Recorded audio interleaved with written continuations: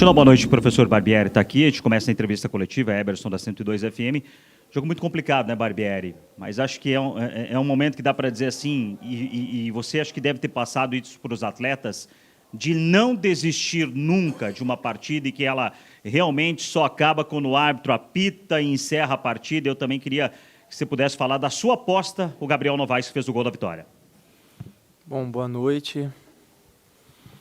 A gente tinha dito, né, no jogo anterior que sabia que o Fortaleza, apesar do momento, tem conseguido em algumas situações do campeonato produzir e a situação deles na tabela não era condizente com o jogo deles. É uma equipe que sempre é muito forte defensivamente, joga com 3 zagueiros, os 3 altos, fortes.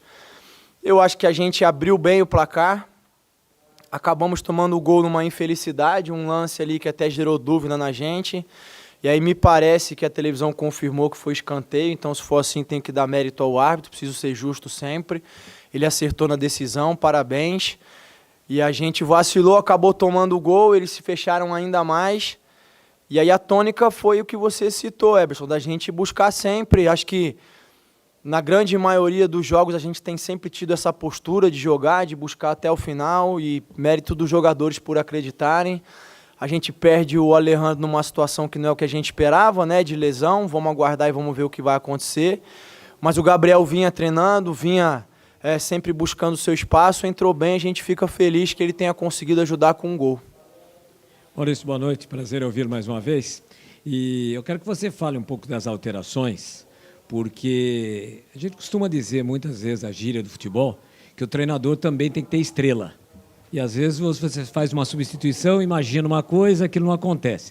Então já foi citado aqui do Gabriel Novaes, e eu reparei que no lance do segundo gol, começou com o Jadson, poucos viram que o Elinho, sem bola, faz uma passagem que ele abre uma avenida pelo lado direito, onde o Lucas Evangelista serve o Hurtado, que acabou de entrar. Então eu quero que você comente a respeito dos jogadores que entraram e do trabalho, da importância de se ter um grupo. Porque às vezes o torcedor não entende, sai um jogador, o torcedor fica meio apreensivo. Então, que você falasse sobre isso. Obrigado. Obrigado. Boa noite, Silvio. Difícil, né? O torcedor sempre é emoção, enfim, cada um tem a sua opinião ali. Eu acho que o Gabriel era uma entrada normal, né? Até em função da lesão, mantém a mesma característica. O Elinho foi uma opção da gente trazer o Arthur para dentro, porque ele também consegue produzir bem por dentro. O Miguel vem melhorando, mas senti que ele já tinha fisicamente deixado cair um pouquinho, e o Arthur tem essa valência física muito grande, esse 1 contra 1, tem o bate de fora, já ajudou bastante a gente. E aí o Elinho vinha entrando muito bem, eu tenho até conversado com ele que estou sempre muito satisfeito da maneira que ele tem entrado nos jogos. E eu acho que a alteração talvez que mais pudesse gerar uma repercussão para o torcedor é o Andrés no Aderlan, porque era uma troca simples, e o Jadson no Raul, né? A princípio, uma situação que não mudaria muito. Mas o Andrés tem uma característica de ser um lateral que apoia muito bem. Tem um momento de apoiar, no Del Valle ele já jogava quase como um ponta aberto, ele já ajudou a gente em outras situações parecidas como essa. Então a ideia foi essa, de usar essa passagem dele, o Jadson da gente ganhar também passe, mais vigor ali. E o movimento é um movimento que a gente treinou bastante, curiosamente saiu pouco durante o jogo, e acabou saindo no final, o duelinho arrastar o lateral, abrir espaço para o Andrés passar, e ele cruzou muito bem, o Gabriel aproveitou. Então, mérito de todos, trabalho de todos, fico muito feliz. Boa noite, Barbieri. Na última coletiva você comentou sobre o Fortaleza, né, e o sistema de jogo do Vojvoda. Como você viu o Fortaleza durante esses 90 minutos e o que mais te preocupou principalmente no segundo tempo, né, o jeito que o time deles jogaram, e como você vê também a questão do elenco do Fortaleza, se é um time que merece estar ali na parte de baixo da tabela. E como você também comentou sobre um time que sempre foi competitivo, está jogando a Copa do Brasil e foi bem na Libertadores.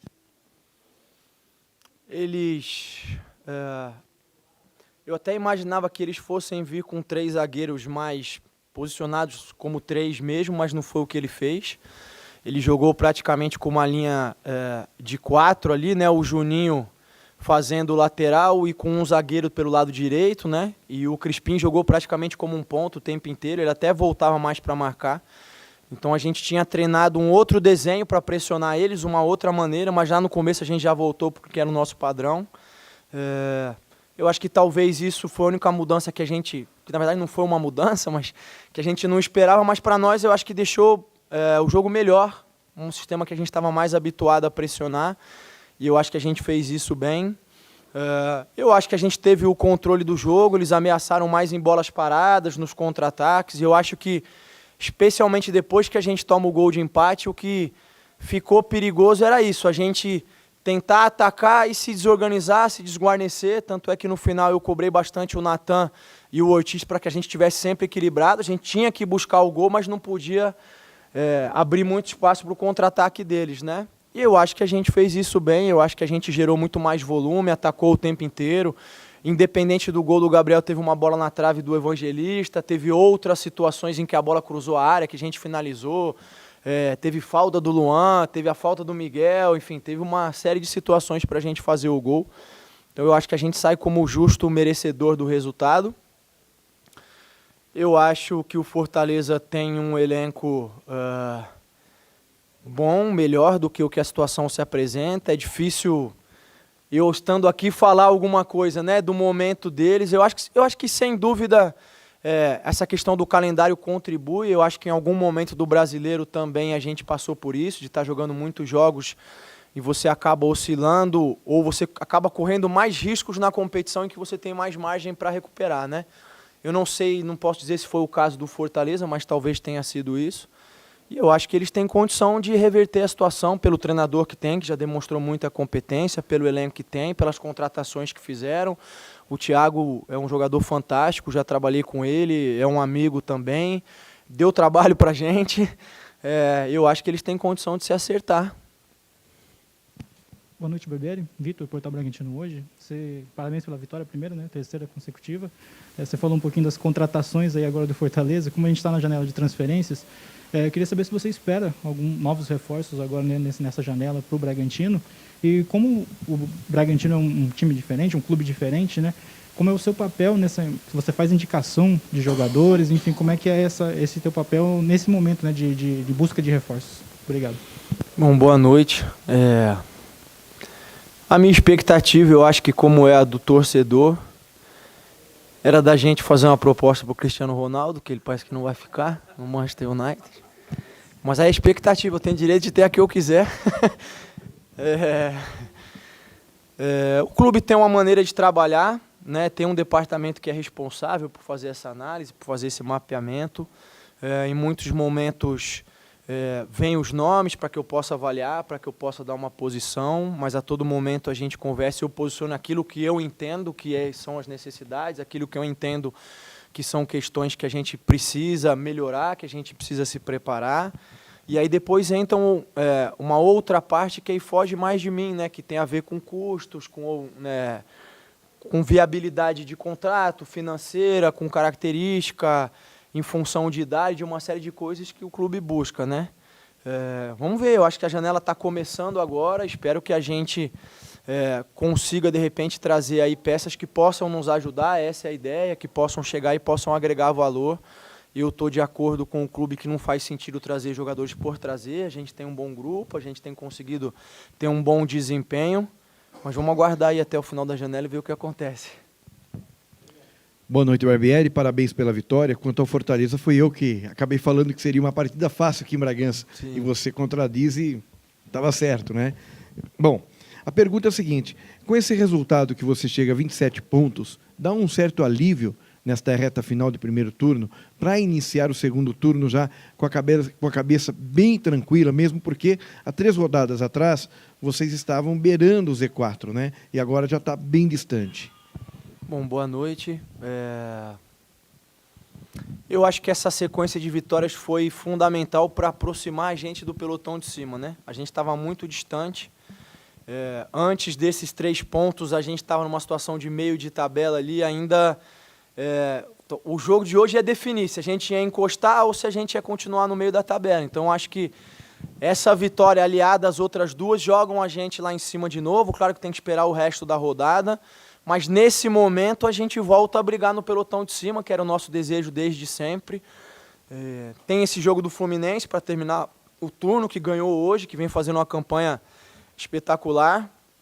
Então a ideia é que a gente possa ir fazer esse jogo, vamos ver o que a gente consegue aprontar para cima deles no domingo. Mas sem dúvida nenhuma essa pontuação final, eu acho que mais do que alívio, ela dá para nós essa oportunidade de olhar para cima e saber que a gente está ali, que a gente está perto, que a gente pode brigar. Acho que esse é o sentimento maior que a gente sai hoje do vestiário. Boa noite, Barbieri. Vocês chegaram a 29 gols e hoje vocês têm o melhor ataque do campeonato, né? Estavam empatados com o Palmeiras, passaram o Palmeiras. Eu queria que você falasse sobre qual tem sido o diferencial, né? Porque o seu time passou um tempo sofrendo um pouco para marcar gols, agora tem conseguido marcar 4, 3, hoje 2. O que trabalhou de diferente? O time está mais concentrado na hora de definir as jogadas, porque nos 2 últimos jogos não finalizou tanto quanto nos anteriores, mas conseguiu marcar bastante gol. Tem a ver com isso? É difícil responder em cima de um recorte pequeno sempre, né? Porque a gente acaba fazendo uma série de suposições que não necessariamente se concretizam quando você faz uma análise um pouco maior. Eu acho que, sem dúvida, um dos pontos era que a gente precisava gerar mais volume e finalizar mais, e eu digo isso olhando para 6, 7 rodadas atrás. Teve um período em que realmente a gente não estava conseguindo gerar o volume habitual que a gente gerava. E aí a gente voltou a fazer isso. Eu acho que a partir de então, depois, era a gente tentar melhorar a questão da eficiência, não só da finalização, mas também da última bola, né? Do cruzamento, de servir o companheiro, como foi, por exemplo, o cruzamento do Andrés hoje, uma bola que botou o Gabriel em condição, né, de fazer o gol com maestria. Eu acho que isso tem a ver também com o momento dos jogadores, não envolve só o trabalho, envolve o Arthur voltando a render próximo do que a gente conhece, a gente falou isso em outras oportunidades, o Alejandro que vinha num momento especial, num momento muito bom. Espero que o Gabriel consiga entrar agora e também consiga ir melhorando, se desenvolvendo. Eu acho que é um conjunto de fatores que nos ajudou. O fato da gente ter semanas abertas para trabalhar ajuda, porque a gente consegue ajustar as dinâmicas coletivas, como o Silvio citou, na jogada do gol, de um companheiro fazer um movimento, abrir espaço para outro, e os outros companheiros saberem aonde tem que entrar, onde tem que ocupar os espaços. Talvez naquela sequência, por a gente estar jogando muitas vezes seguidamente, você acaba perdendo um pouquinho desses movimentos que muitas vezes eles não são naturais, vamos dizer assim, para os jogadores. Precisam ser trabalhados, retrabalhados, precisam virar rotina, precisam, né, tá, entre aspas, automatizados, não no sentido de que eles façam automaticamente, mas de que eles conheçam de olho fechado, né? Eu acho que isso tudo ajuda. E além do tempo da gente conseguir estudar o adversário, de conseguir trabalhar melhor as questões estratégicas de espaço, de bola parada, de uma série de coisas. Então, eu peço desculpa se eu não conseguir responder de forma objetiva, mas é porque, para mim, é isso. É um conjunto de fatores que acabam fazendo a diferença. Barbieri, boa noite. Vitor Hugo pela 102 FM. Queria que você falasse sobre o meio campo do Bragantino. A gente tem notado que vem sendo repetida, né, essa formação ali com o Raul, Lucas Evangelista, agora o Miguel, né, entrando na vaga do Johan. Sobre o Praxedes também, ele não estava disponível para hoje, mas a partir de agora, você pretende usar ele como um segundo homem no meio campo, não mais como um terceiro ali na posição que atualmente está o Miguel? E também eu queria que você falasse sobre a parte mental do Bragantino, né? Algumas partidas você já falou que a equipe estava se perdendo um pouco nisso. Eu queria que você falasse como vem sendo esse trabalho para a equipe manter o foco, como foi hoje. Apesar de o jogo ir afunilando, ir apertando a parte psicológica dos jogadores, eles conseguiram manter o foco para fazer o gol ali no final da partida. Bom, boa noite. Em relação ao Praxedes, eu até conversei com ele recentemente. Ele é um jogador que pode atuar nas duas funções. E aí eu acho que isso vai variar do momento dele, do adversário, do contexto da equipe também. Então a gente tem ainda, por exemplo, a domingo o Ramires ainda fora, por questão do TJD ali, de julgamento, e aí o Praxedes passa a ser uma opção também para o Lucas, porque o Jadson é um jogador que trabalha um pouquinho mais por trás, o Praxedes tem essa capacidade de chegar à frente e voltar. Enquanto o Johan não voltar também, ele pode entrar muitas vezes na opção do Miguel ali, na função do Miguel, não está determinado, né? Durante os treinamentos, às vezes eu vario a posição dele, ele se sente confortável nas duas, já ajudou, então eu prefiro manter assim, aberto esse leque de opções para usar eles. E aí, o segundo ponto era? Ah, sim. O que eu disse lá atrás é que eu acho que houve um momento da temporada em que nós, como elenco, como grupos, deixamos ou descuidamos um pouquinho da preparação mental, né? Eu acho que em todos os jogos a gente sempre procurou ter a mesma postura, ter a mesma dinâmica, ser mentalmente muito forte. Agora, a preparação, ela começa e antecede o jogo, né? Ela envolve a semana, concentração nos treinos, cobrança entre os jogadores, que a gente possa se cobrar e se ajudar, como eu falo muitas vezes, e eu acho que a gente descuidou. E aí tem uma série de episódios recentes na temporada de outras equipes em que isso aconteceu também. Quando eu digo isso, eu falo questões que envolvem extracampo, que envolvem uma série de coisas, né? E eu vou acabar caindo naquilo que eu falei, assim, envolve maturidade, envolve idade, envolve momento, envolve família, enfim, educação que vem de berço, daquilo, envolve uma série de coisas e vai acontecer porque é um grupo jovem. Eu acho que o mais importante nesse momento é que a gente soube passar por esse momento, soube aprender e soube dar resposta, né? Que é o que a gente tem feito nesses jogos. Então, eu tenho sentido eles sempre entrando com uma mentalidade muito forte, independente do resultado. Talvez não tivesse saído o gol do Gabriel no último minuto, mas a postura teria sido a mesma. Não foi o gol do Gabriel que determina que a gente tenha sido mentalmente forte, né? A gente buscou o gol, a gente não perdeu o equilíbrio, a gente foi para cima do adversário, e é isso que eu converso que a gente tem que fazer sempre. Hoje, felizmente, a gente teve a felicidade de fazer o gol e saiu com a vitória que é importante. Parabéns, mérito a todos eles. Maurício, eu não me recordo em qual jogo foi, mas quando nós estávamos naquela fase, né, de que nada dava certo, tudo estava errado, e você ainda disse que não é porque os resultados não estavam acontecendo, que estava tudo errado. E não seria uma vitória que tornaria as coisas às mil maravilhas e que tudo estivesse correto novamente. Após essas 3 vitórias, na sua concepção, o time voltou para os trilhos, as coisas já se encaminham de novo para aquela normalidade que nós acostumamos a ver, aquela intensidade, aquilo tudo, ainda falta mais alguma coisa? E mais uma, se você me permite, a respeito dos goleiros. Hoje você perde o Cleiton, recebeu o 3º cartão amarelo. Como estão os demais goleiros que trabalham no dia a dia com você? Se você pudesse falar de cada um deles. Obrigado.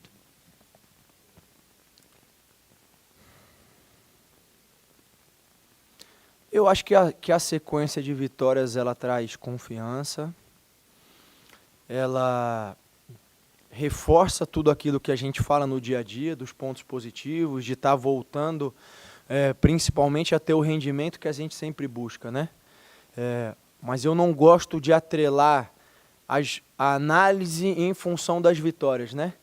Porque aí você sempre passa a ter um olhar diferente em função do resultado. Talvez se não tivesse vindo 3 vitórias, a gente ia analisar de uma outra maneira, e isso é natural, isso acontece com qualquer um de nós, mas eu sempre tento, na medida do possível, porque eu também estou ser humano, eu também estou envolvido emocionalmente, a maneira que eu vibro com o gol no final é a mesma do torcedor, eu procuro separar. Eu acho que mais importante do que as vitórias é que a gente está voltando a ter um rendimento próximo ou condizente daquele que a gente já apresentou. Quando eu digo isso, é assim, ó, é conseguir dominar o adversário, é conseguir finalizar mais vezes, é conseguir gerar chances de gol, é conseguir minimizar as oportunidades que o adversário vai ter. Eu acho que a gente tem feito isso. Eu acho até que contra o América a gente concedeu algumas oportunidades demais e eles não tiveram eficiência para fazer, e eu cobrei os jogadores. Você vê, a gente está falando do jogo, foi 3-0. Hoje eu já acho que não. Hoje eu já acho que a gente, na grande parte do jogo, quase não concedeu nenhuma chance para eles, mas acabou que tomou um gol, e no jogo passado não tomou. Então, se eu vou cobrar o quê? Tem que ter mais atenção numa batida rápida de escanteio e tal. E eu acho que o fundamental é isso, a gente está voltando a ter um rendimento que a gente sempre busca, eventualmente não vai acontecer, por mérito da equipe adversária, por circunstâncias, não sei, de viagem, de desgaste, de uma série de coisas, mas o meu papel enquanto treinador é tentar buscar essas soluções, essas correções, que também são necessárias mesmo quando a gente tem a vitória, não só quando o resultado não vem. Sobre os goleiros, todos têm treinado com afinco, muito bem. Eu não costumo tomar uma decisão sobre aquele que vai jogar sem consultar o especialista, que é o Bruns, que, aliás, eu quero fazer uma menção aqui. é um dos melhores profissionais que eu já conheci na minha carreira. Eu não digo só como treinador de goleiros, mas em todas as áreas. É de um profissionalismo exemplar, eu não consigo encontrar outra palavra. É alguém de uma competência extraordinária, de um profissionalismo exemplar, melhora os goleiros no dia a dia, cobra. O cara pode vir aqui defender 10 cara a cara, ele vai pegar, ó, tem que melhorar isso, tem que melhorar aquilo, tem que melhorar aquilo outro. Então eu vou trocar com ele, fico muito seguro, sei que a escolha que a gente vai estar fazendo é a escolha correta. Barbieri, duas questões. Você falou de contratações, o Braga renova o empréstimo do Hurtado. Não vou entrar em detalhes de número de jogos, gols marcados ou minutos dentro de campo. Mas qual o trabalho que vocês pretendem fazer com o centroavante Hurtado para que ele consiga, de repente, entrar, dar conta do recado quando for necessário que ele entre, que ele esteja num nível próximo do Ítalo, do Alejandro, agora o Gabriel Novaes está tendo oportunidade. Qual o trabalho que vocês devem fazer com esse atleta que é muito jovem? E ainda sobre os goleiros, você não conta com o Cleiton e com o Léo Ortiz. Isso diretamente impacta por o jogo da última rodada contra o Fluminense, que é um time muito agressivo, que venceu mais uma hoje e que para muitos tem um futebol mais vistoso perante o torcedor nesse momento, é um time muito agressivo. Desse último jogo, o que você pretende sem esses dois caras atrás para não dar tanto a bola para o Fluminense?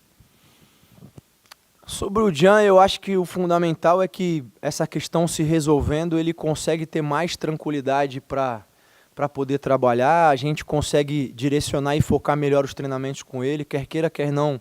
Quando existe esse momento de indefinição, se vai permanecer, se não vai permanecer, isso mexe com o jogador, mexe com a gente também, porque muitas vezes você acaba não priorizando algumas questões de treino. Não sei se vai ficar, então treino mais esse, treino aquele. Em alguns momentos não é possível atender todos como a gente gostaria, né? Eu acho que ele já teve bons momentos em que ele ajudou. Ele tem uma característica um pouco diferente, é um jogador de muita imposição física, é um jogador que traz um peso à área quando a gente opta por fazer os cruzamentos. Não à toa ele fez aquele gol que foi anulado, né, contra o Goiás, antecipou, teve o choque junto com o zagueiro. Então ele tem uma característica um pouquinho diferente, a gente entender em que momentos a gente pode usar ele, mas tenho certeza que ele tem condição de nos ajudar bastante. Em relação ao Ortiz e o Cleiton, são duas referências da nossa equipe, isso é claro para todo mundo, para mim, para o torcedor, para os adversários, eles sabem disso.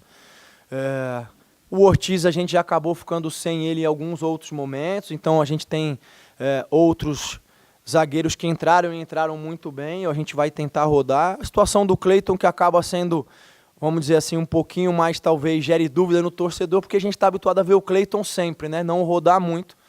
Mas, como eu disse, os outros goleiros vêm treinando muito bem, vêm se dedicando sempre. O Bruns é um profissional exemplar e a gente vai fazer uma escolha com convicção e tentar fazer o melhor para enfrentar o Fluminense. Sempre é muito difícil jogar contra o Fernando, não só pelo futebol vistoso que você citou, mas pelas dinâmicas que ele imprime, porque é uma dinâmica que não é usual.